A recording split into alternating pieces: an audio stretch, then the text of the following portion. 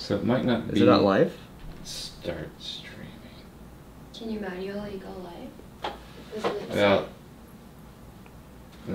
now we should be go. Now we're live. Now we'll see.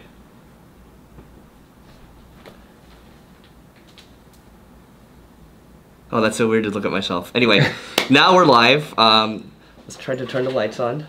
Press the up arrow a couple times. There you go. There we go. Anyway, so we're testing out our live.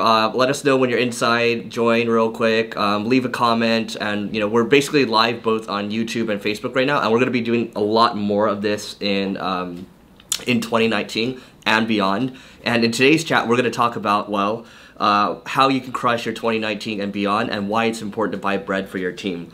So my voice is a little different right now. We got a bug going around the office. I don't think it's hit me as bad. Some people it's really bad. So make sure you drink tea too. And while we wait for a couple people to come in, leave in the comments kind of where you're coming from or where you heard of us in the first place, because I'm always interested to engage with people. That's kind of the theme for 2019. We're actually doing an off-site today. We're an insight, we should call it. It's like an all-day event where we're doing some planning, right? So, oh cool, there's people in here. Manav is in here. Manav, our #1 homie. Elise Bees, hello.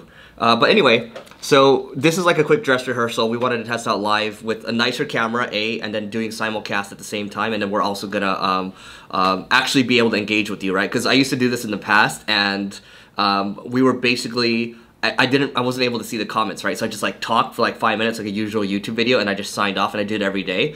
And I think there's something there. And I think one of the lessons I got from that is like, if you see something working, start to go for it a little more, start to kind of double down on it, and we're going to be talking about that today.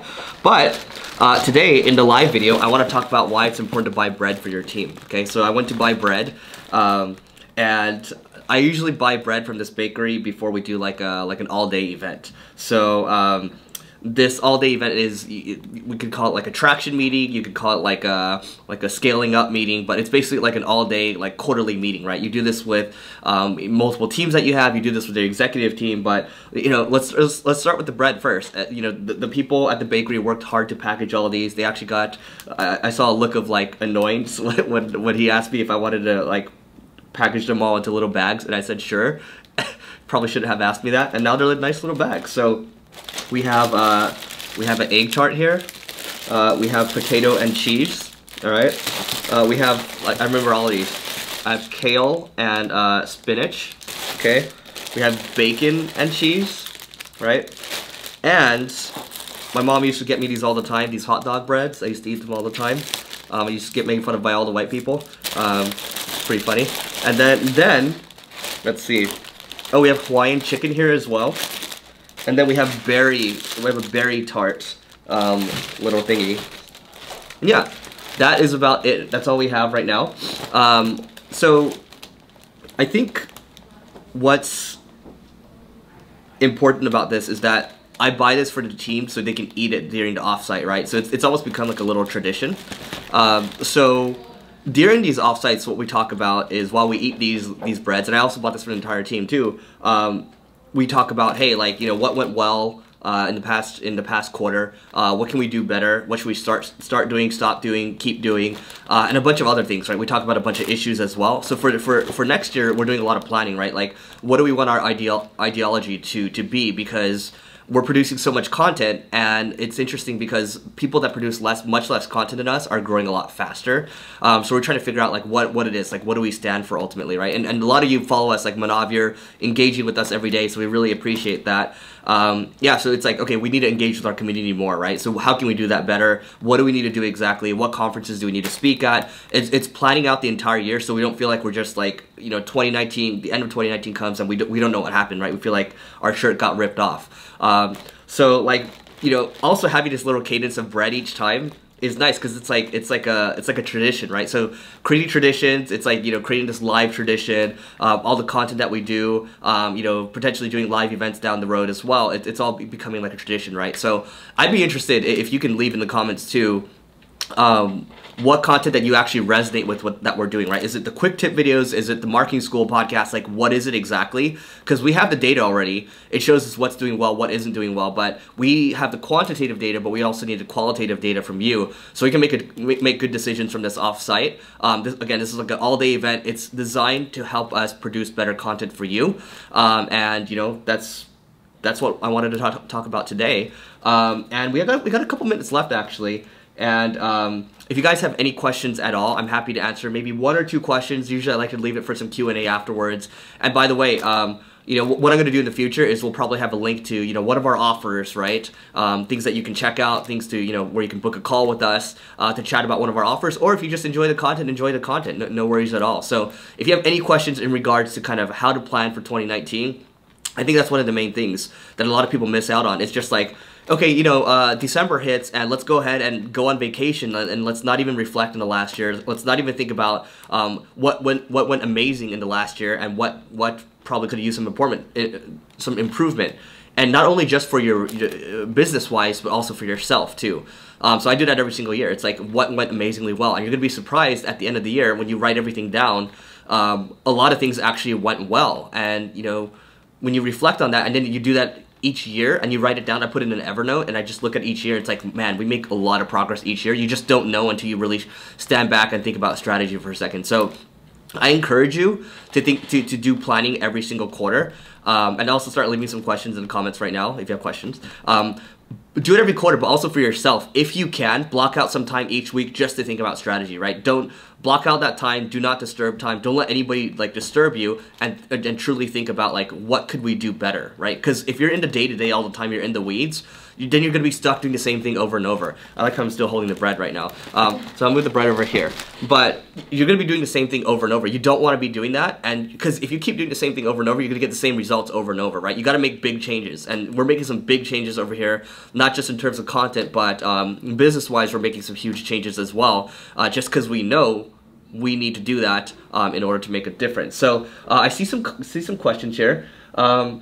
David said, tips that work is always good. Share your data. Show us the trends. Okay, so David, are you referring more to like, you want to see more data-driven like case studies? Like we can share it in the videos. Are you saying like kind of written content as well? Like, you know, long form kind of, you know, data-driven content, or maybe both? Let me know in the comments. And then Manav said, I'm launching my own dropshipping store starting in January. I'm not on a huge budget. What do you think are the best strategies to get sales without spending a lot? Okay, I think what you need to do is you need to reach out to people, and I think if we're talking about not spending money right now, if you're thinking about consumer, right? What can you offer to people that have the audience that you have already, right? So, you know, some people it's consulting for their business, right? Some people it's like bartering. So I'll give you an example. So we are potentially sponsoring a very large conference, and the booth is like, let's call it like 60 or 70 grand, 50 to 70 grand plus, right? That's really expensive. And we're like, okay, maybe we don't want to pay that amount. Maybe we can barter our services instead, right? So it's still the same for us. Even though we're driving revenue already, we still need to think of creative ways to market, right? So we're actually in the final stages of securing that deal. So how can you barter with people to start to build relationships? Because in the beginning, Manav, like you're starting out, people don't really know who you are. And except for us, we know who you are. We love you. But you need to go out there and build relationships and offer things to people, right? I remember one guy a couple years ago, he comes from Pakistan, and then he was like, hey, how about I hustle for you and single grain? I was like, okay, great. And he did link building for us for free for a couple months, and he did a really good job. And we eventually signed him to work, and he actually got true revenue from it, right? So I always recommend in the beginning, like you can find ways to like barter with people for free, and then you can truly get something going. And then you're going to start to build volume, right? And in the very begining, you're going to say yes to a lot of people, and then as you grow, as you get more experience, as you start to do better, you can start to say no more to people, right? So you see, like the billionaires in the world are the people that are always saying no. They say no so much, right? Like when I email Mark Cuban, sorry Eric, I just can't swing it, right? Or like these really busy people, right? So it's okay. And I'll also say is this, even though they say no to you, it doesn't mean give up, right? It means like find other creative ways, find things that they're interested in, and find a way to kind of sneak in. Because I remember a guy I reached out to a couple years ago for a podcast. He said I can't do it. And recently, I reached out to him like 2 days ago, and he said, "Yeah, let's do it." Right. So people change. People, their interests change as well. So that's how you can kind of get in. Flagship crypto. It's a tough space to be in right now, huh? Yes, you can absolutely ask questions. Oh, I guess someone answered already. Rosh, is it Rosh? Rosh asked, it's important to handle multiple channels. How do you know when to stop expanding channel options? I think, and that's one of the things we struggle with right now, Rosh. We are doing so many different channels, and in some cases, we're not doing particularly well in some, and I think what we're trying to talk about today is doubling down on what's working already. So like in the very beginning, like I started with blogging. This was before like podcasting and all that. And then I started to really get my my feet wet with podcasting. And so podcasting started to work out really well. So I kept spending my effort on that. I don't do as much blogging, even though I love writing. I just podcasts and videos are very easy for me because I can just articulate it now. And I go through so much in the day-to-day that these are just the channels I go with, right? Video and audio. And that's what we stick with. And we're trying to get better at the other ones, but eventually you're going to have to hire in other help. I think you get 1 or 2 channels right first, and then you expand into other ones. And then I think you do well that way. And that's kind of what we're doing right now. Like we've hired other help, and we're looking at potentially, hiring like journalism majors. So any journalism majors out there that are graduating, we're looking for them to kind of, help make our content on Growth Everywhere and Marketing School longer form. So those are the 2 podcasts that we have. We have a lot of kind of basic written content being published. We know that if we like have the search engines eat it up, we write longer content, it's going to help a lot more. So I talk about this all the time. I recommend Googling the content reusage framework. Check that out, and then basically you can figure out how to repurpose from there. One more question. One more question. I'm being told one more question. Thank you, Mukesh Baba. Flagship Crypto says, if one wants to build a successful blog, should you publish great in-depth content on specific keywords and that's it? Or should I do more to get more traffic through blogging? So you're saying quality versus quantity. I think in the crypto space right now, it's very competitive, right? You have Cointelegraph, they're publishing content every single day. I think what you got to do, and what we thought about was, I actually have a site called the Coin Guide, right, at the domain, and we were going to do really in-depth long-form content. So you can go ahead and take the strategy, because I just don't want to do it. There's too much stuff to do already. We call them STDs. So focus on in-depth, and you're going to win that way, because nobody else right now in the crypto space, not a lot of people are doing that, right? You can go long-form, 2,000 to 4,000 words each. Yes, Eric, it's going to take, oh my God, it's going to take a lot of time. Yes, it's going to take a lot of time. Each post will probably take you 2 to 4 weeks. But if you can have like 1 or 2 really good ones every single month, you're going to be in a better position than the Cointelegraphs, because they have so many writers, so many staff that you have to compete with, and it's just going to be really difficult. Maybe if you want to do it real quick, you can do you need a website and testimonials to work with startups? No, you do not need a website or testimonials to work with startups. You just need to work for free. Yeah, you don't, look, in the beginning, like I didn't have a website. I was spending 20 minutes per video, and I was making 80 videos a day. Something like that. Maybe 10 minutes a video. But I was reaching out to 80 people a day just to try to reach out to get business when I was first starting out. And the first business was called Evergreen Search. And I got fired from Break Media, which the company's now defunct. But I got fired from them because they found out I was trying to start a side thing. That's another thing. If you have a business, let people work on their side things. Like, don't be a bitch and fire them. What's the other thing? One more question? We gotta get to the meeting, but... Okay, Manav, I'll answer your question, Manav, because it's very self-serving for me. So, you said you heard that I'm working on a book. When is it coming out? I actually spoke with the book agent yesterday, and he says he's going to talk to me on Wednesday, and it looks like we're finalizing a deal with the publisher. Finally, even though the book's been done for almost like 2 years.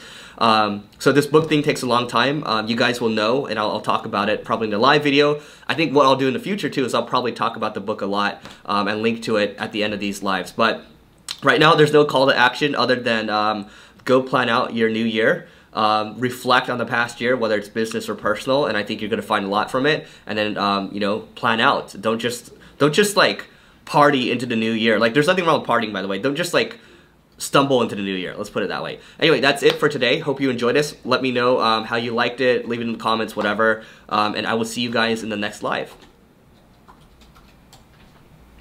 Still waving. Yeah, we're gonna cut it.